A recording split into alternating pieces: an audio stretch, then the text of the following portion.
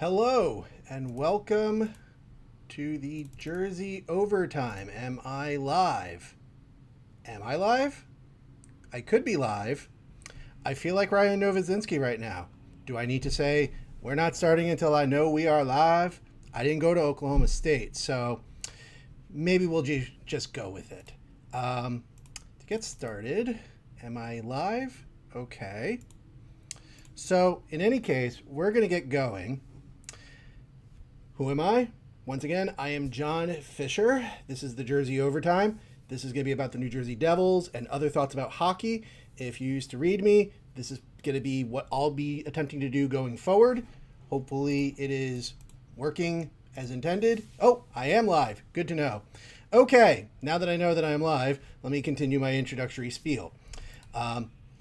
Again, used to write about the Devils for a long time. I was on SiriusXM with Tima Seppa a couple months ago. Got the urge. Thanks and shout out to my wife, my lovely, wonderful sunshine, for encouraging me to do this. And most importantly, the people who matter, Devil fans like yourself. You know, it was a rough season last season. Soft Tom is finally gone. There's a new season arriving, and we even have a schedule. So let's go talk about it. So the purpose of these streams is I'm going to have a set of topics as you can see here. I even made a PowerPoint, not a PowerPoint, it's actually Open Office and Press, but I made a presentation to help provide some topics. I'm going to talk about these throughout the stream. Stream is going to be about 20 to 40 minutes long, give or take, depending on topic, depending on details, depending on whatever direction I want to go in. But this will help keep focus and highlight the main points I want to talk about, and I'll take any feedback from you as we go forward. So let's endure this adventure, and let's keep going with the schedule. So earlier today, the NHL announced the schedule: 84 games. First time the NHL has done this since 1993, 1994. So it's the first time in the cap era. It's the first time in decades. Not the first time the NHL has done it. They've done it for 2 seasons prior to the 95 lockout. So 84 games. It's going to run from October 1st all the way through April 10th. So there's no Olympics, but there's plenty of activity all throughout the 28 weeks or so that the NHL season is going to run for the New Jersey Devils. They're starting on October 1st against Philadelphia. They announced that yesterday, actually. But today they announced their home closer is going to be April 10th against Pittsburgh. So it's going to be very Pennsylvanian bookends. Devils will have 13 back-to-back sets of games. Traditionally, the Devils have a lot of them because they do have teams closer to them. They don't have to travel nearly as much to play their local rivals. So they get more back-to-backs as a consequence. They get 2 fewer than last season. That's an improvement. Only 13. I will say up front that almost all of them are going to have a road game involved. So travel and fatigue will be factors for those 13 games, which is going to comprise 26 games of the 84 they're about to play. There is an all-star break this year. It's going to be February 4th and February 5th. The Devils will play right before it. They will also have a quasi-week-long break after the all-star break before they return to action. And I'll explain that in a little bit. Trade deadline day is scheduled for March 5th. March 5th. And that's an important date for every team to know. Hopefully this season, Sonny Mantha will be a buyer and won't be a seller. And most importantly, won't be coming in second place on some deals like Soft Tom did 2 seasons ago. Or was that last season? They all start to run together, unfortunately. Anyways, actually it was 2 seasons ago. It was the Brian Dumoulin and the Jonathan Kovacevic extension. Anyways, moving on. Notables. Notable things about the schedule. We've got the longest road trip is 7 games long. It starts on January 28th, and it literally does end on February 18th. The Devils will have weeks, plural, where they're not going to be at the Rock. They're not going to be in Newark. They might practice in Newark in between because they do have a pretty long gap. The All-Star break and their bye week, I guess that's what we're going to call it. The bye 5 days, the bye work week. I don't know what the catchy name for this just yet. But that's going to be in the middle of this span where they're going to go to Edmonton, Calgary, Seattle, Vancouver. They'll have their break, and then they resume at Philly, at Nashville, at Florida. Tough stretch of game. Say what you want about the Western Canadian teams. They're never easy games. They're not easy games to go and travel to. At the very least, the start times are favorable for us locals here in New Jersey. Not, most of these games are not going to be at 10 p.m., which is always a good time. Longest homestand. There are 4-game homestands. There are 2 of them. Our hated rivals, Toronto, Boston, Nashville, all crammed together shortly before Christmas. Devils do have a road game before Christmas, but the middle of December, you got 4 of those road games. And then you got the last week of the season for the Devils. They will play on the 3rd at Carolina before they start hosting Florida, Tampa Bay, the Islanders, and Pittsburgh to close out their season. Always good to be at home at the end of the season, but it is 4 games in 7 days. Actually, 5 games in 8 nights. It's going to be a grind all the way to the end. So even without an Olympic schedule, cramming games together, 84 games, it's still a lot of games. You're going to be very tired by the end of it. There's going to be 15 games after the trade deadline, and ignore that stray colon, so we'll delete that. But more seriously, 15 games after the trade deadline on March 5th. The Devils will be playing on March 5th. They're hosting Las Vegas. They will play the night before on the road as well. So Sonny and his crew, they're going to have to make some interesting roster decisions if somebody's getting moved by 3 p.m. or is it 3 p.m. or is it 3 p.m. March 5th. But the Devils should really have a good sense of whether or not they're really in the playoff picture, because there's only going to be 15 games afterwards. If you're not in it by that point, it's going to be really hard to get back into it, even if it looks really, really crammed. We saw this for the past couple seasons, especially in the East. We saw the Islanders flame out, the Capitals flame out, and ultimately, Philly and Pittsburgh jumped the schedule, so to speak, because they were always on the bubble. But if you're not on the bubble like the Devils were, you're going to finish 10 points or 11 points out of the division race. All but 2 of those back-to-backs, as I mentioned earlier, have a road game. So only 2 of them are going to be straight-up home games for those back-to-back sets, meaning there's going to be traveling, there's going to be fatigue. It's not going to be an easy set of games. They never are. So keep that in mind when you see that coming up on the schedule. 3 to 5 division games per month. So the Devils have a fairly equal balance of how many times they're going to play within their division. And this is important, and I'll get to that in about 2 slides. Circling back on the back-to-backs, there is one benefit I forgot to write here, is that of their 13 back-to-backs, only 3 of them are after January. So once the Devils get past January, where they have 4 of them, they only have to play 1 per month, February, March, and then April. So, and the one in March is literally right around the trade deadline. So that's a benefit. The Devils have not only fewer back-to-backs, but they're front-loaded, for lack of a better term, or mid-loaded, I guess, if you want to be pedantic about it. 12 non-7 p.m. Eastern Standard Time games at the Rock. Most of the games at the Rock are set for 7 p.m. There are a couple national broadcast games set up, since there are some 7:30 start times. There are a couple weekend games, so take your kids, take your family, have a good day before you do something else in the evening after the hockey game. But there are a couple of those throughout the season. Now let's look at the schedule by day and by month. So as you can see, in October, November, December, January, you're playing somewhere between 14 to 16 games a month. And I like the fact that it's somewhat equal. It's not going to be a giant split where you only play 10 games in October, then all of a sudden you got to play 16 games in November. You jump right into the schedule. The really oddball here is February. Now the Devils do have a big break, but they also do have that road trip that they're effectively finishing up in this. So they have to play, I'm not joking, 9 games, and 7 of them are away from home. So if you're looking to go see the Devils play, February may be a tough ticket to get, depending on how the performance is. Of course, that will change, but they're only going to be at home twice in February.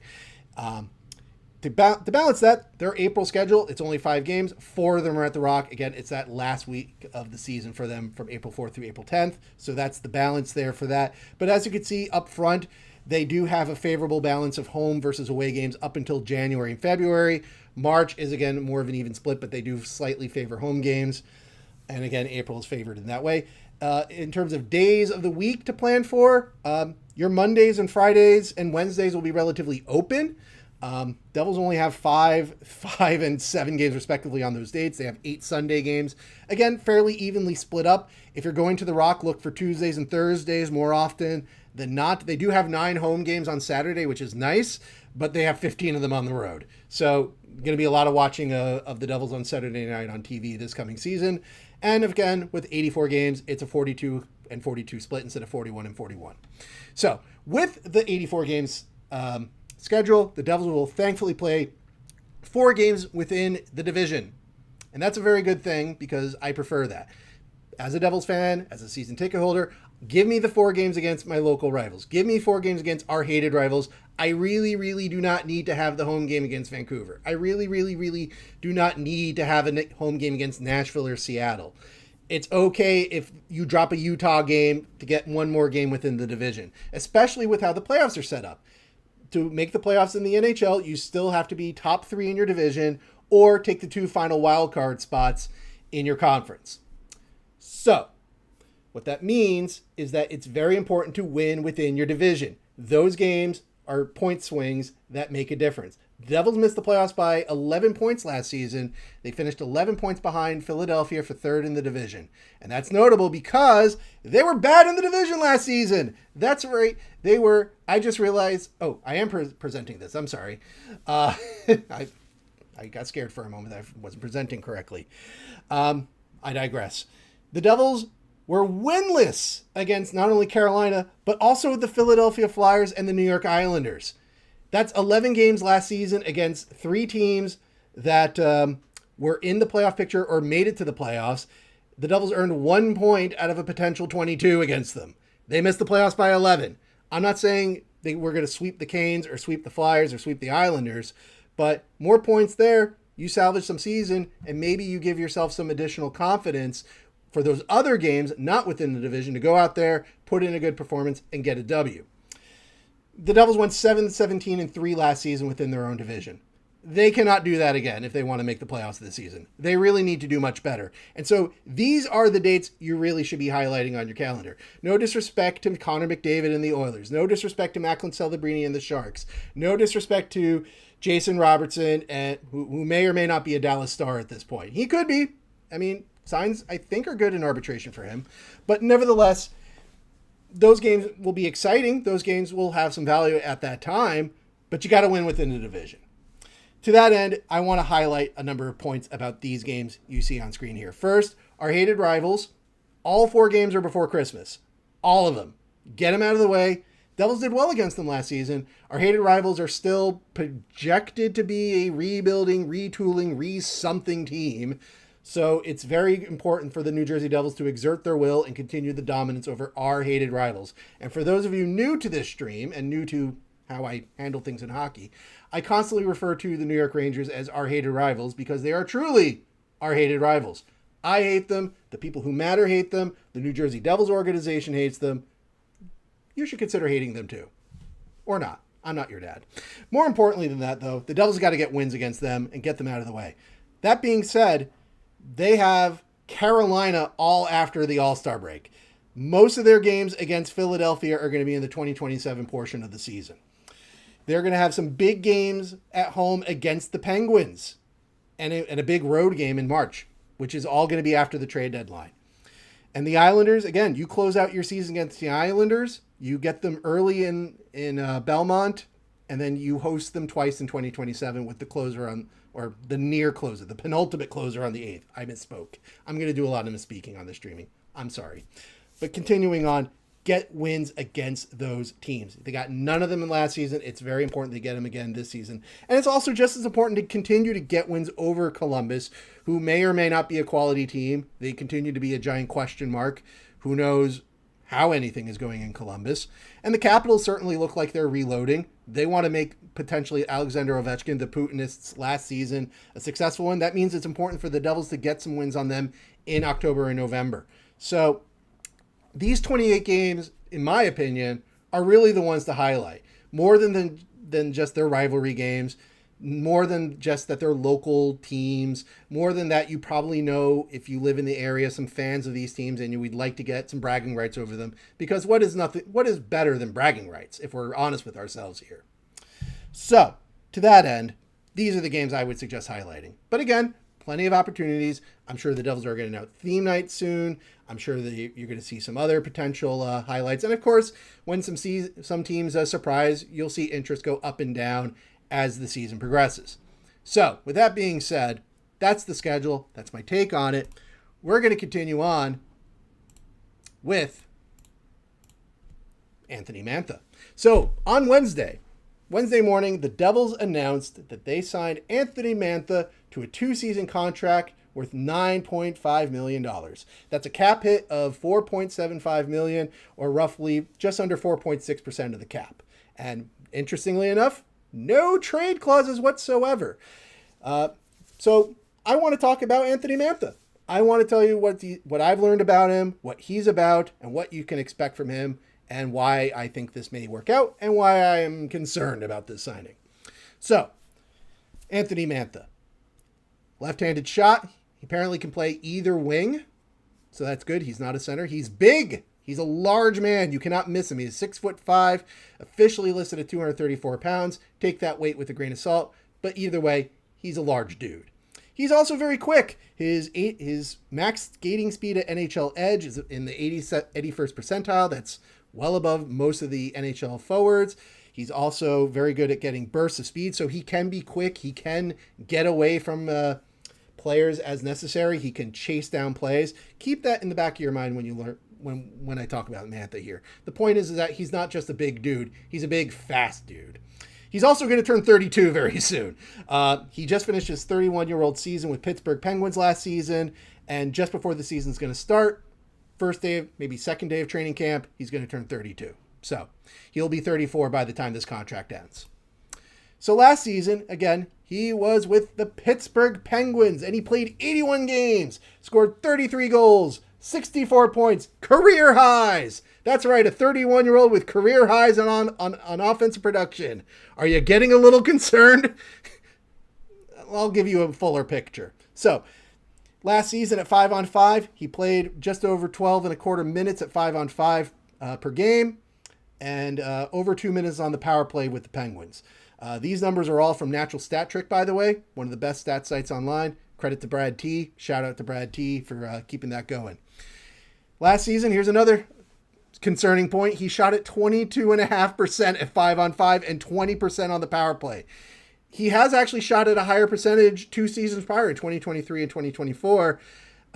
Before that 2023 and 24 season, he never shot at 20%, ever. So, near career high in shooting percentage. This does not necessarily bode well. Now, in terms of individual expected goals per Natural Stat Trick, per their model, Mantha's shots were calculated to be roughly about 13 goals at 5-on-5 and 5 on the power play. He scored 25 and 7 respectively. So he beat the model. He beat it pretty badly at 5-on-5. Not so badly on the power play, but the guy had a career year, so it's not a surprise he was above expectation by a significant margin. And in terms of actual shots on net, he had 111 and 5-on-5, so that's a rate of about 6.7 per 60 thereabouts, and 35 on the power play, which is closer to 11.3 per 60. So not a big volume shooter, not a terrible volume shooter, but not a big volume shooter.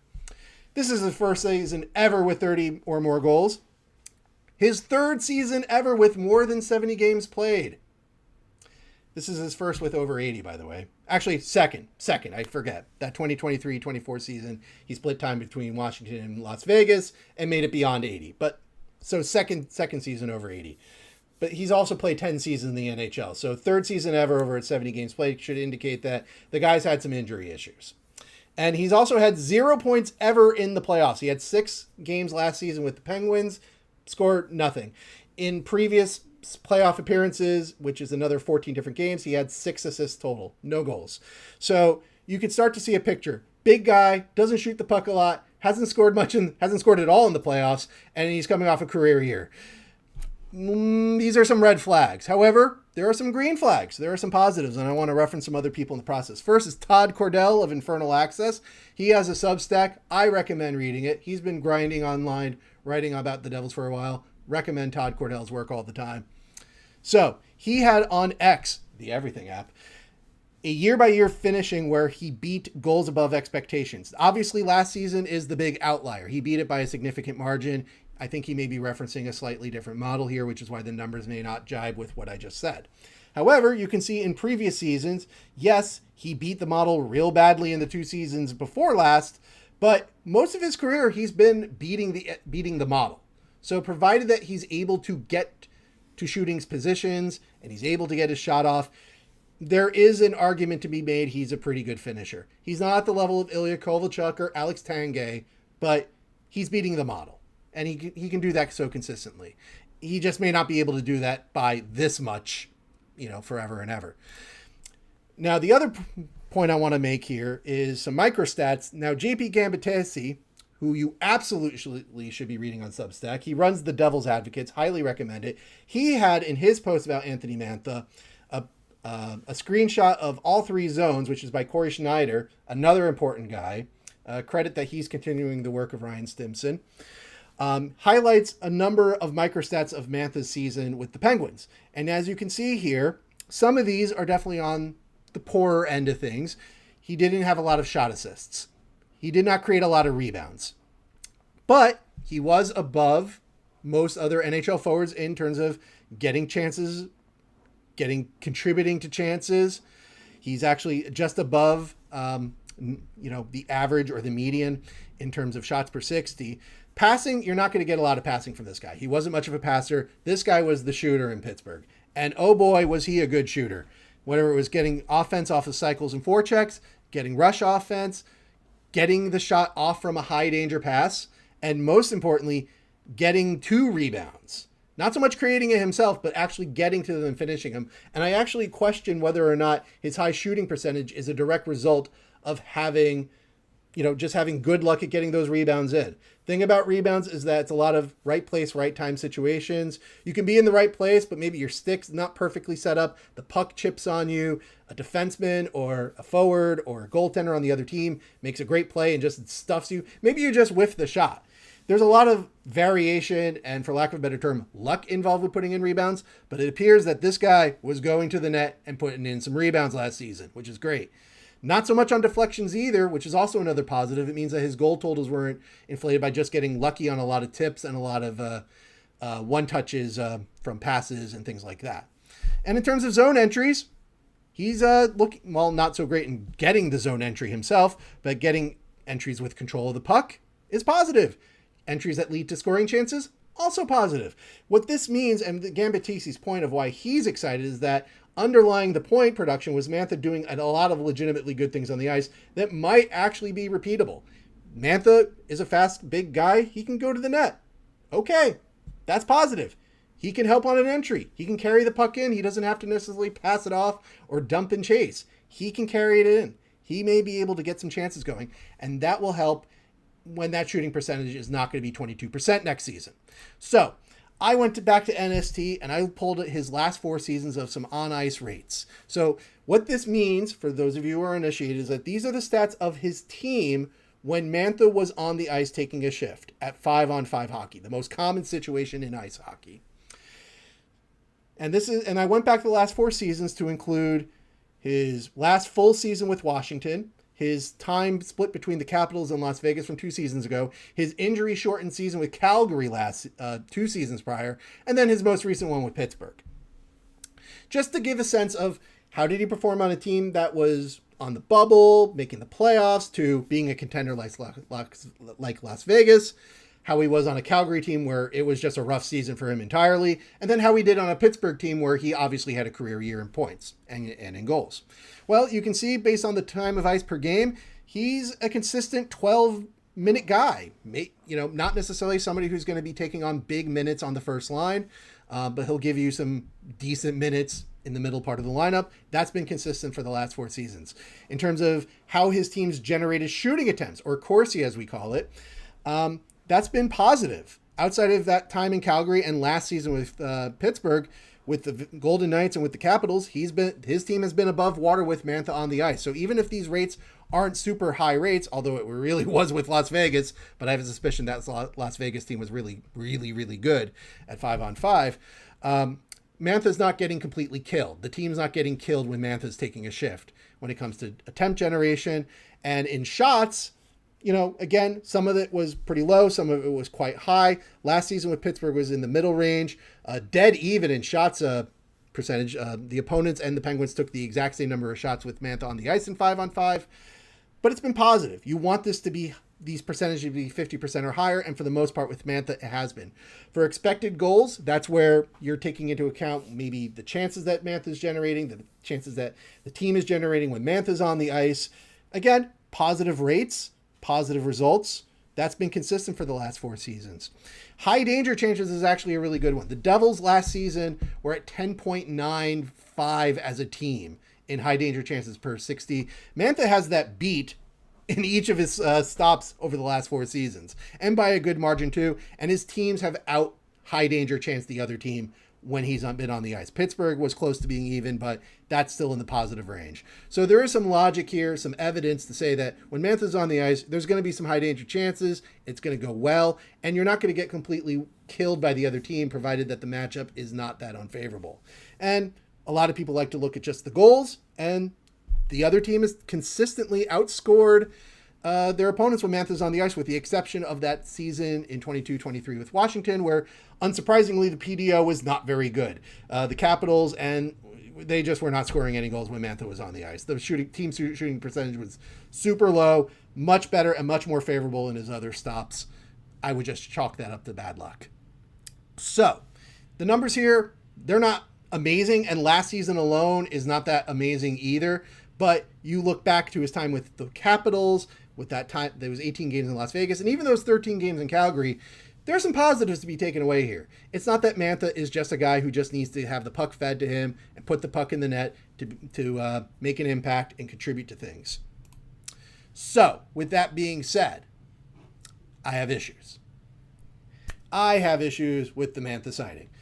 Will he lose a step at his age? It's not uncommon for players as they enter their early 30s that they're not as quick as they once were. And we saw earlier that Mantha, last season at age 31, he was still zooming around the ice pretty well. He had plenty of 20 to 22 mile per hour speed bursts. He was getting them on a somewhat consistent basis. You know, if he starts to lose that speed, some of that effectiveness that he may bring to the ice might dip, and that's going to be a problem for whoever has him signed, which in this case would be the New Jersey Devils. But durability is an even bigger one. As noted on the slide here, he's only played over 70 games 3 times in his 10-season career. He's only played over 60 games 5 times in his 10-season career. Now, some of that was, again, undercut by the COVID season, you know, but he's had injuries in the past. There's been times where he will miss time playing, and it's a bit surprising that the New Jersey Devils, given the number of issues they've had with injuries over the past several seasons, that they go on and add another player who this is a legitimate risk based on his history. The good news is that he did play 81 last season, and he played another 6 in the playoffs with Pittsburgh. So it's not impossible, but again, as he gets older, this is going to be something in the back of your mind as you watch him. And the other big issue is, again, he's a finisher as a player. He's not a volume shooter. He can be on the ice for high danger chances created. He can finish those chances. He can put back the rebounds. But can he do it at a rate of 22% again? Probably not. Can he do it at a rate of 20% again? Probably not. His history, he's more closer to a 10, 11, 12% shooter, which is not bad, but it's not going to get you to 33 goals. And another point is, again, he's not a big volume shooter. He's not going to get you 150 shots on goal very often. He did that in his first couple of years with Detroit, way back closer to the beginning of his career. But between the lack of games played and between, you know, his usage, you know, last season, again, Pittsburgh, he was shooting hot, playing well, producing. We're still talking about 111 shots at 5-on-5. Not a ton of shots. Another issue, and this may explain why he was available on July 15th, is that he's big, but he's not particularly physical. It's not that Mantha, and this is a bit of a trope, you know, some fans, and for some inexplicable reason, NHL executives, they have a problem with guys who aren't physical enough. They look at a guy like Mantha and just figure he should be bulldozing guys. He should be a bowling ball. He should be a wrecking ball. He should be just powering guys down. Pound him in the paint. Pound him on the boards. That's not really Mantha's game. It's not that he can't forecheck. It's not that he can't throw a check. It's just that he's just not going to use his physical power to overpower his opponents to make plays happen. Give him the puck. He will go to the dirty areas. He'll go in front of the net. He will get to rebounds. He will try his best to get to rebounds. But he's not going to be crushing dudes on a regular basis. That's just not his game. And combine that with the lack of playoff points, you can understand how his reputation may not be as sterling as you would expect from a guy having a 33-goal and 60-point season with a free agency market where very few players of that type are even available. And my bigger question with Mantha is, what does he do when he's not productive? And this is actually the big question I hope Sonny Mehta, Brendan Birch, Matt Cain, Kate Madigan, even Martin Brodeur, even though goaltending is his thing. What did they all discuss about Mantha before making this signature here? Are they understanding of what do they expect Mantha to do when he's not scoring? My big fear, looking at all the red flags, is that this could be another Michael Reiter situation. A guy who, for those of you who do not remember him, could be an offensive player, but when he wasn't producing, he wasn't helping out very much. I don't get that sense entirely from Mantha. You don't get to have 4 seasons of positive or mostly positive 5-on-5 rates if you're a dog on defense, if you're just dogging it, on back checking. I don't think that happens. And, I do think he can forecheck, even if he's not just bullying guys down. He has the speed, and he obviously has the frame to handle those situations fairly well. But my big question is, how is Sheldon Keefe and his staff going to handle things when he's not scoring? Because that's going to happen. Very few players in this league are consistent scorers. Mantha's not one of them. He can get you plenty, but he's not going to do it every night. So the question is going to be, what is he going to do when he's not productive? And if it turns out he can do some things, then this issue goes away, and that'll actually mitigate some of these other issues, since a lot of this positive is really dependent on the fact of how much do you believe he is a scorer. But there are positives. There are absolutely positives. Speedy winger with finishing. The Devils absolutely could use a player like that. I'll admit that he may not be Sonny Mehta's plan A or plan B. He may be plan C, since you're signing him 2 weeks after the free agency started. But again, you could do a lot worse than Anthony Mantha in this type of role. One possibility is, do you set him up with the big deal and Jesper Bratt as the third forward on that line and say, hey, 86 and 63 are going to get you the puck, Mantha. Be in the right position. Use your speed and use your frame to get to places to make good things happen when those passes are coming your way. And maybe you won't get 30, but you could definitely get 20. You also could, in theory, see how he does as a third line role, be that depth scoring that Soft Tom never figured out. And you can allow someone like Gritsuk to move up to the top 6 and play with Hughes and Bratt. Or mix things up and say, hey, you know what, Gritsuk, or Brown even, you can go play with Hischier and Meyer instead. See how this all works. Mantha can give them more flexibility in terms of how things work. How he fits is going to be a big question related to the issues I just brought up. However, he gives the Devils coaching staff that flexibility to do that. And because he is a faster player, provided that he hasn't lost a step, and provided he stays healthy, the Devils can play a much more up-tempo style of hockey. The Devils are, one of the things I want Sonny Mehta to do is to get this team to stop being so old and slow as they were for the past 3 seasons under Soft Tom. Mantha fits that to a T. So that's good. Another positive is that he's another power player. An underrated aspect of last season's woes is the fact that the power play had one really good unit and a bunch of dudes on the second unit. Mantha gives you options in case that first unit needs a shakeup or needs a different element to play with Jack Hughes, Nico Hischier in the bumper, and Jesper Bratt on the opposite wing. Or maybe you say, hey, Mantha, stand in front of the net. Hey, Mantha, play on the wing, and Bratt will rotate in, or Hischier will rotate in. Mantha gives you other options on the power play. And it can make that second unit stronger because now you have another capable forward who can play on the man advantage. And again, as I mentioned here, he does go to the slot. That shooting percentage is likely going to fall. I'm really confident that he's not shooting 23% again. But if he can get to generating, over 3 high danger chances per 60 all by himself, that's a positive. If his presence will help the Devils get more dangerous shots on net, and that will lead possibly to more goals, more opportunities for goals, more penalties to be drawn. Those are all positives that help the team. Mantha can give them that. So there are positives to the signing. Personally, just to kind of put a bow on this before I get to the next point about Mantha, I'm in the middle on this. Originally, I was not very enthused. I didn't hate the signing, but this has the makings of being the next Michael Reiter. And that's not a positive. I am not saying no disrespect to Mr. Reiter, no disrespect to his fans, but I didn't think he was all that in a bag of chips with New Jersey. And it was more frustrating than anything else, in my opinion. So, my point here is I want to be wrong. I want Mantha to succeed. I want the Devils to succeed despite my feelings. I do see the positives. I do see why someone like JP Gambitesi or Todd Cordell or the people at All About the Jersey are more positive about the signing. I get why Devil fans would be excited about it. I'm pleased to see that Sonny Mantha made a signing instead of, trying to angle for a big trade that may or may not actually be there anymore. But, I'm in the middle on this. I want to see how it works. I hope it does work. And one more thing. The impact on the roster. So now that Mantha is signed, regardless of how I feel about it, regardless of how you may feel about it, here's the situation about the Devils. As of today, the Devils now have $3.85 million left on their cap. So that gives them some space to make some room if a trade does appear. It does give them some flexibility with respect to the cap for call-ups and demotions.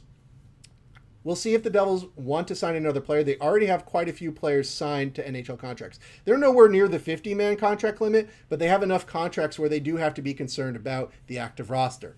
As of today, if you look at Puckpedia, they have 14 forwards on the roster. They've already downgraded Lenny Aminaho to Utica just to make the active roster count work. In the offseason, that's not a big concern, but when training camp starts, it does become a concern. Aminaho could start in Utica to make it an even 13 forwards, but that would mean Amadeus Lombardi's on the team, Nick Bjugstad's on the team, Jesper Boqvist is on the team. I don't know if all those guys are going to be on the team. And with Mantha now signed, there's more competition than ever in the bottom six. I mean, off the top of my head, Mercer, if he's still on the Devils, is going to be on the team. Gritzuk has just been re-signed. He's on the team. Connor Brown, likely on the team. He's got a full no-trade clause. It would be very tough to move him. And Evan Rodriguez, who was acquired in the Markstrom trade, he's likely going to be on the team too. So that's a big, big battle between all the remaining players about where they set up. Cody Glass definitely has an inside presence because he's a center and will probably play center. So that helps him. Nick Bjugstad could play center, but Nick Bjugstad also wasn't very good, so that does not help him. And Boqvist might be able to spot fill in at center. Lombardi might get a legitimate chance, after being an AHL scorer. But again, he's got to earn his spot. And of course, Stefan Nason is another guy that is also maybe among the numbers here. If you go into the season, there was definitely a lot of talk among the people who matter about whether or not the Devils could or should trade Dawson Mercer. Mantha being on the team makes that a little bit more possible. If Mantha goes off and produces well, do you need a Dawson Mercer so much? You might, but you might not. You can live without that because the production might be fulfilled by Mr. Mantha. Stefan Nason also becomes more superfluous to the roster. And Bjugstad is another guy that I think could be on the outs as well, since I'm assuming Boqvist and Rodriguez are going to be safe, and I just named 4 guys that are probably safe on making the roster that would be possibly in the bottom 6. Brown could be another option if he waives his NTC, but I really don't think that's a legitimate option just yet. That does open up next season, though, so don't get terribly attached to Mr. Brown, I would say. But that's the impact on the roster. Mantha does give the Devils management some more flexibility about what they want to do with their roster, and should a big trade for a quote-unquote top 6 scorer become available, that is still possible, although it's going to be a little bit more interesting to figure out given that they now have less cap space for this coming season to work with. So, management has been busy. The other big announcement yesterday is that they announced some new coaches. I did mention in the first stream that I told absolutely nobody but like 2 people about that the Devils needed some coaches, and now they got them. They fulfilled it. The bench is full. Let's start with the 2 assistant coaches that they added. The first one is a guy you probably saw play. I remember watching him play because he played for quite a long time. Ted Donato, close to 800 games in the NHL, mostly with Boston. Harvard alumnus, went right back to the Crimson after his playing days, and he's been a sensational coach for them. Just ignore the last 3 seasons.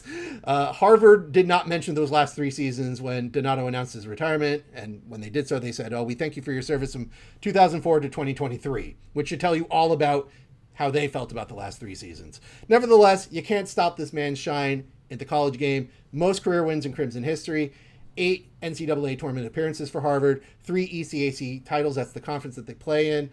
Say what you want about the Ivy, say what you want about the ECAC. Those are successes. And the biggest success is that he's had 26 players under him go and play in the NHL at some level. The big names, Adam Fox, Alex Killorn, Alexander Kerfoot.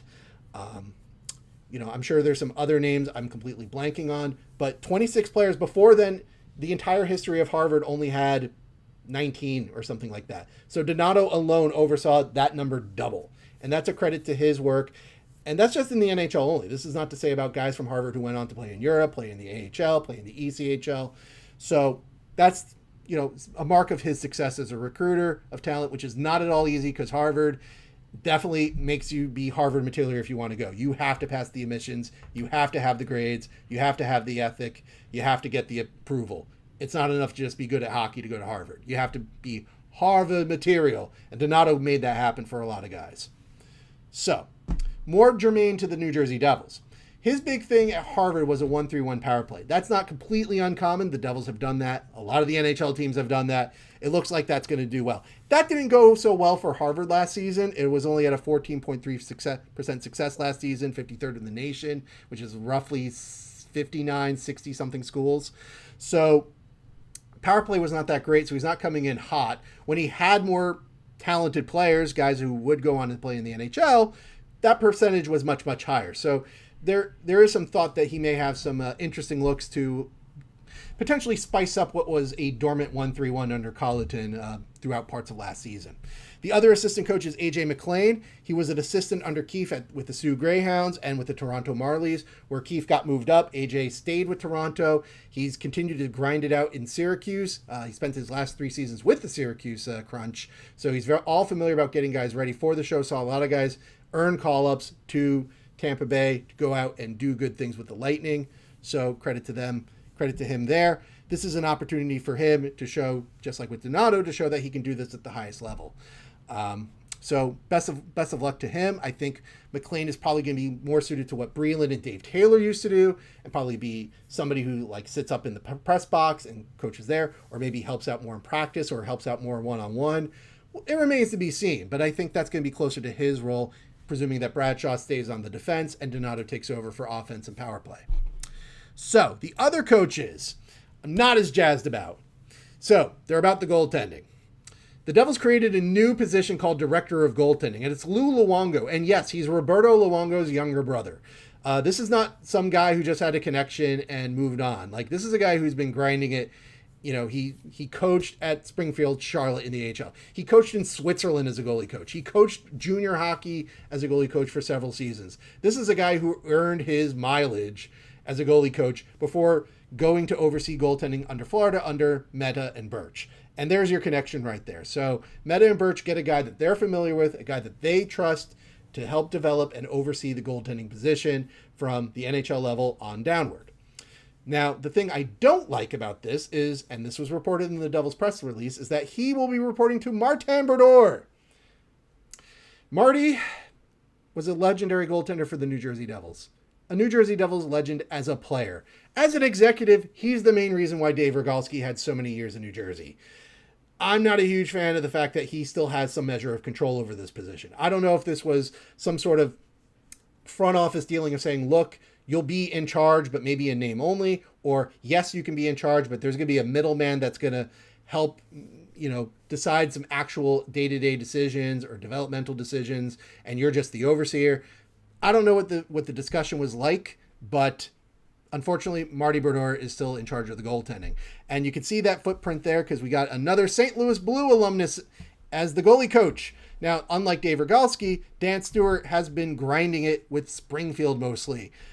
He was a developmental goalie coach for the St. Louis team. He also was the goalie coach at the Sioux Greyhounds. I don't think he was there when Keefe was there, but similar organization. I'm sure they may have had some passing thoughts. But he also worked in the OJHL with Cobourg. So this is a guy that has been doing it for a while. He's not just a guy that had a connection and just got it. He's been a goalie coach for quite some time.